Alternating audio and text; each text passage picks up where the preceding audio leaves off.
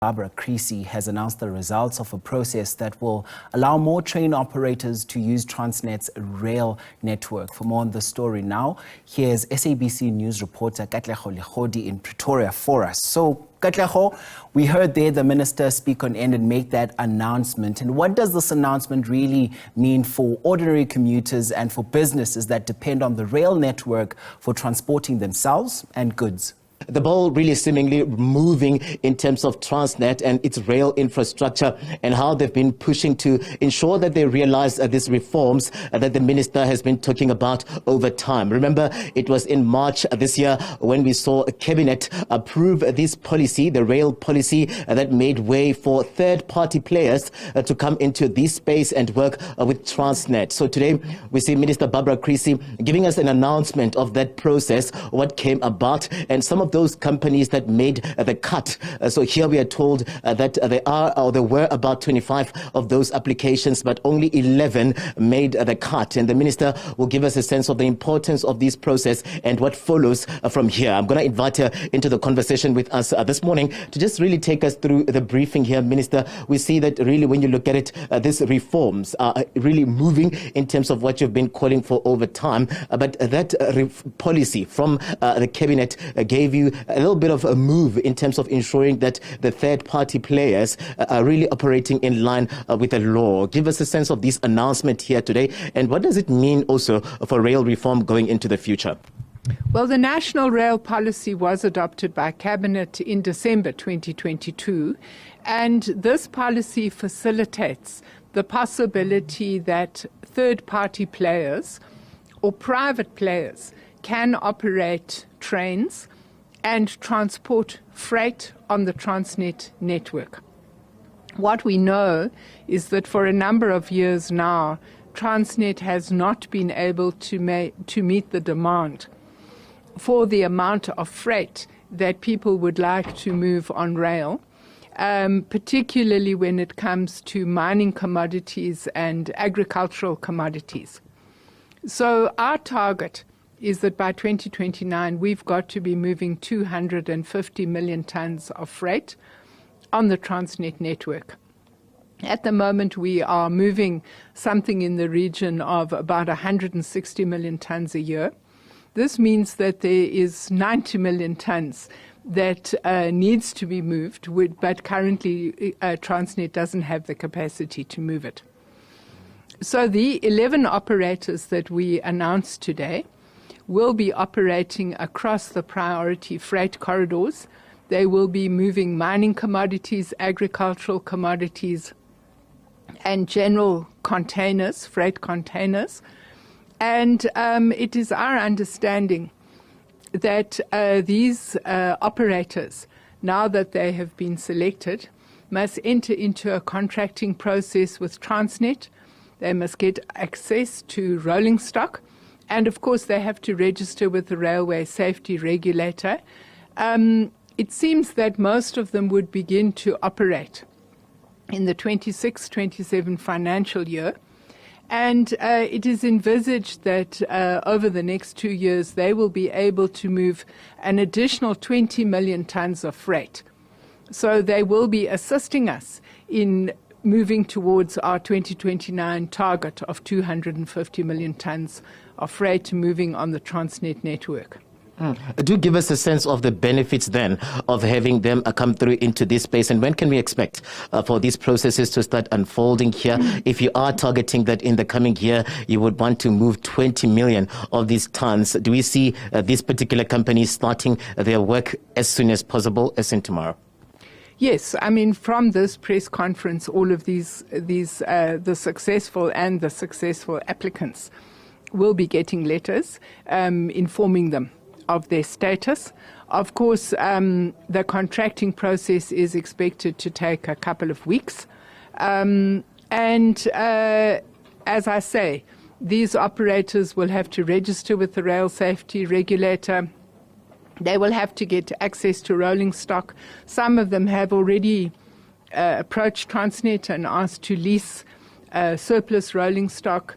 They will need to negotiate with financial institutions because some of this rolling stock needs refurbishment. And of course, they will have to enter into various contractual obligations between themselves and Transnet before they can start to operate. And as I said, we envisage they will start operating in the middle of next year. Just take us through the process as well, Minister, because some may confuse what is happening today for the ROP, the request for proposal that would have to come through in terms of a bidding process. Was this somewhat similar to that? Were there bids that went out? Maybe explain and break it down for us, for some of those that would be confused by what is happening today. Well, we're running two processes. The first process, which we are announcing today, is to bring new operators, people who will be running trains and transporting freight on the Transnet network. That was not a bidding process, it was an application process. And those 11 companies that qualify in terms of the criteria for application have been announced to be successful today. What we are also looking for, and this is where there will in due course be a request for proposal, which is a formal bidding process. We are looking for investors who would be interested in investing in a major upgrade of our 5 priority freight corridors and the related ports. Earlier this year, we put out a request for information. We received a huge amount of interest, and we are busy processing that information at the moment, and in due course we will be issuing or Transnet rather, will be issuing requests for proposals. That is for those who would be interested in investing in upgrading the condition of our freight lines. So it's an infrastructure investment. Today what we're announcing is operators. And just before we let you go, Minister, maybe just reflect on the state of Transnet as we speak right now. I know you've been moving to push for these reforms, but we know that the entity is still in the red in terms of its balance sheet. There have been talks of having even approached Treasury to support here in terms of investing in the entity so it's able to keep up with its mandate. Where are we right now? And maybe take us through that process to Treasury. Well, first of all, let me say that we're very pleased that Treasury has given us additional guarantees that cover all of our loans and give certainty to those who have lent us money to cover the debt that Transnet has. Obviously, what we're interested in doing is improving the quality of the network immediately. And in that regard, we are putting in 2 applications to National Treasury. The first one went in July. It was for 16.5 billion rand, and it's to improve the iron ore and the coal line, and also to do construction work at the Port of Durban and also at the Port of Ngqura. We're putting in a second bid to the budget facility for infrastructure in October. That's for 18.5 billion rand, and that's for further network upgrades.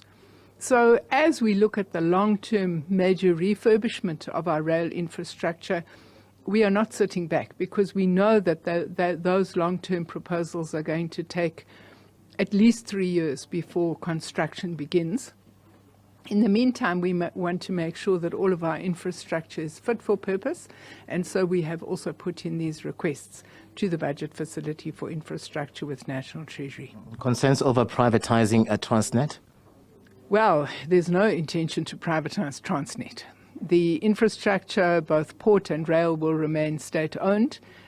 We are bringing in third-party participants, but we are not privatizing either the ports or the network. All right, Minister, thank you very much for your time. The Transport Minister there, Barbara Creecy, just giving us a sense of the processes that would be playing themselves out at Transnet. And you hear her just talking about also how they are moving to ensure that they apply for some of these guarantees from the National Treasury so as to ensure of the independence and sovereignty of the state-owned entity. But later on, they'll also be releasing some of these requests for proposals, and those would then open up a process, a bidding process for the network.